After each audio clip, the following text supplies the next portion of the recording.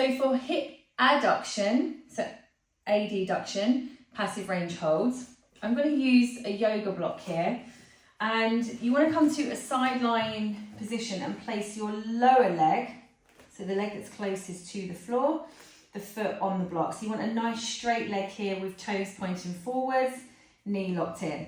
Now you can either keep your top leg behind here if you find that hard enough. I always bring my top leg over the top so I can come into more hip adduction here. So this is a bit of a harder position.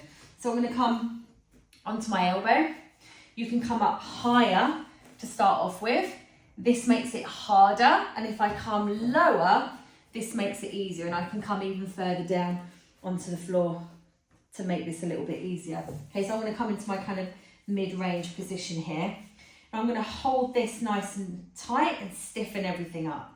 Now I'm going to start my rails contraction. So all of the muscles here on the inside of the leg, I want to squeeze those, contract those tissues in order to lift my foot off the block. Okay, now in an ideal world, you want to start where you can't lift that foot off. So you want to start in an end range position where you're unable to get that foot off. So for me, that's here with a straight arm here. Now, when you start your passive range hold contraction, I'm going to start to try to lift that foot off the block. I want to squeeze as hard as I can and try my hardest to lift that off.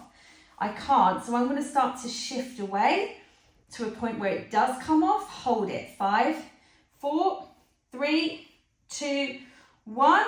Relax and shift back. So the idea is that you're starting that contraction at end range, and then you're slowly, while holding that contraction, shifting away or bending the elbow, whatever you need to do to get that leg off, but still holding that really strong contraction. But you don't want to shift away where it comes too high, otherwise that's too easy. So you just want to shift away until it comes off the block just enough.